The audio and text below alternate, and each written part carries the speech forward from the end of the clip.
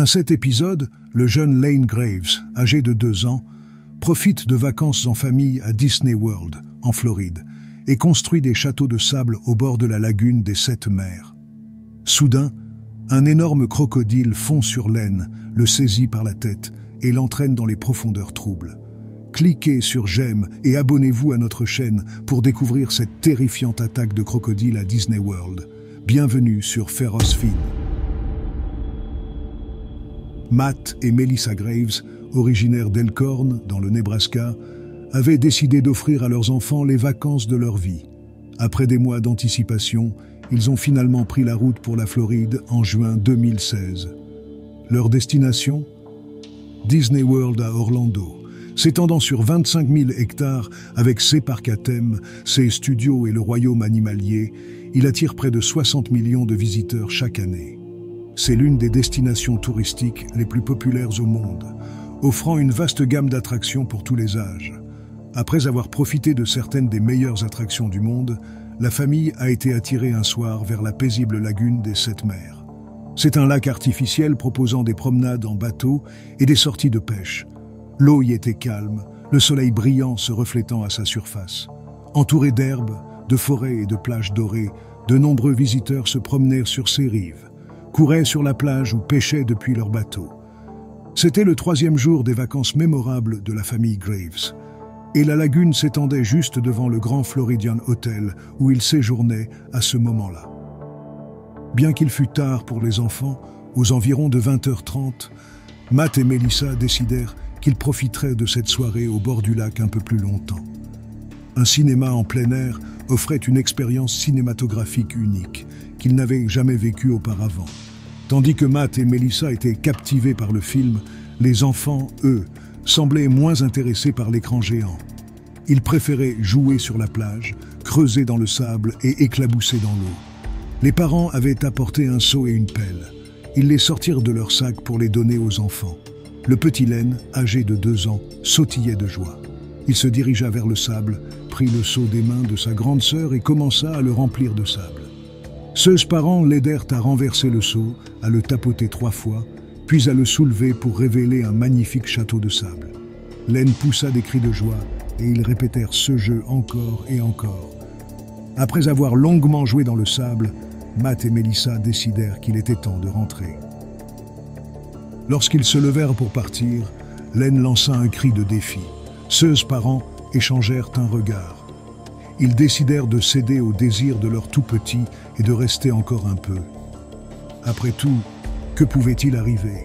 Quand vint le moment de creuser le fossé autour du château de sable, Lane saisit de nouveau le seau et courut vers le lac. Pataugeant dans l'eau jusqu'à ses chevilles, Matt et Melissa l'observaient s'amuser dans les eaux peu profondes. Il piétinait l'eau, regardant ses orteils s'enfoncer dans le sable boueux. Puis, avec enthousiasme, le petit se pencha pour remplir son seau d'eau avec l'intention de le ramener vers le fossé qu'il creusait. Mais soudainement, sans aucun avertissement, une agitation énorme éclata. Leur fils joyeux et espiègle, riant et souriant, fut happé par un alligator à quelques mètres seulement de sa famille. Matt se leva précipitamment du sable et se jeta sur l'alligator, luttant contre lui dans l'eau. L'animal avait ses mâchoires fermées autour de la tête de Lane. Matt enfonça sa main dans la bouche de l'alligator, tentant désespérément de l'ouvrir. Mais la bête puissante résista, projetant Matt hors de son dos. Dans le chaos de cet instant, Matt assure qu'un autre alligator s'est jeté sur lui dans une attaque furieuse. Il est incertain si les blessures légères qu'il a subies provenaient de l'alligator qui avait saisi Lane ou d'un second impliqué dans l'attaque. À peine l'incident s'est-il produit, l'alligator disparut, s'immergeant sous la surface de l'eau dans un instant de choc et d'horreur. La famille fut contrainte de regarder, impuissante, leur petit-fils être emporté sous l'eau par cette créature terrifiante de plus de 2 mètres. Dans les premières secondes déchirantes, Matt et Melissa se précipitèrent à l'endroit où leur fils avait disparu. Un sauveteur fut alerté et accourut. L'eau était trouble et marron. Matt plongeait sans cesse, tâtonnant avec ses mains, espérant sentir un signe de la présence de leur fils. Il ne voyait rien, il ne ressentait rien. À chaque fois qu'il tendait la main, il ne saisissait que de la vase du fond du lac, gaspillant à chaque fois un peu plus d'air. Il voyait Melissa se précipitant désespérément dans l'eau peu profonde, hurlant, pleurant. Lane était une proie facile. Mesurant seulement 94 cm et pesant environ 13,6 kg, il était sans défense dans ces eaux peu profondes. C'était une cible facile. Les alligators sont des prédateurs embusqués. Ils sont au sommet de la chaîne alimentaire dans leur habitat. Ils se nourrissent généralement de poissons, tortues, ragondins, oiseaux et cerfs. Contrairement à leurs cousins crocodiles, ils sont généralement moins agressifs et il est rare qu'ils s'en prennent à l'homme. Mais lorsqu'ils attaquent, ils comptent sur l'effet de surprise et leur puissante morsure. La pression exercée par la morsure d'un alligator est comparable au poids d'un petit pick-up. Les spectateurs à la lagune ne pouvaient que regarder, horrifiés, gardant toujours l'espoir de voir le garçon réapparaître.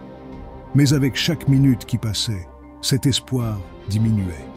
Les secours sont arrivés en quelques minutes, se lançant rapidement dans une embarcation pour sonder le lac. Une vaste opération de recherche impliquant plus de 50 officiers a été lancée. À la grande consternation de tous, des plongeurs du comté d'Orange ont retrouvé Lane le lendemain après-midi, 17 heures après l'attaque. Il gisait inerte à une profondeur d'à peine 2 mètres. L'alligator l'avait déposé à quelques mètres seulement de l'endroit où il l'avait attrapé. Le plus déchirant était qu'il se trouvait à quelques mètres seulement de l'endroit où Matt et Melissa l'avaient désespérément cherché. Mais l'eau trouble, agitée par les mouvements, rendait impossible toute vision sous la surface. Le corps de Lane a été remonté, ramené sur la plage et déposé dans les bras de sa mère, complètement dévasté. Les secouristes l'ont déclaré décédé sur place. Il présentait quelques morsures là où l'alligator l'avait attrapé. Les responsables de la faune ont conclu que, bien que Lane ait subi des blessures à la tête et au cou, il s'était noyé lorsque l'alligator l'avait entraîné sous l'eau. Son corps est resté intact après l'attaque. Il est probable que l'intervention courageuse de Matt, lorsqu'il s'est jeté sur l'alligator essayant de libérer son fils de sa puissante emprise, a effrayé la bête. Après avoir entraîné le garçon sous l'eau, l'alligator a relâché sa prise. Le lac Kissimmee, près d'Orlando, abrite la deuxième plus grande population d'alligators de Floride, avec près de 2000 spécimens. Cette forte concentration force certains à chercher ailleurs de la nourriture et un territoire pour éviter les affrontements. Certains se retrouvent dans des lacs de loisirs, fréquentés tant par les locaux que par les touristes. Suite à cette tragédie, 6 alligators ont été capturés dans la lagune et euthanasiés. Les autopsies ont révélé que leurs estomacs étaient vides, suggérant qu'ils étaient affamés dans cette lagune de Disney. L'attaque contre Lane était purement prédatrice. Il n'avait en aucune manière provoqué l'alligator. Il était simplement au mauvais endroit, au mauvais moment.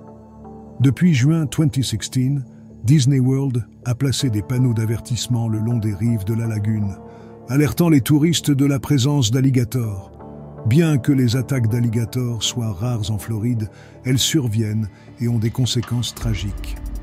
Lane profitait simplement de ses vacances avec ceux qui l'aimaient le plus. L'alligator a saisi une opportunité, une qui a tragiquement déterminé le sort de Lane.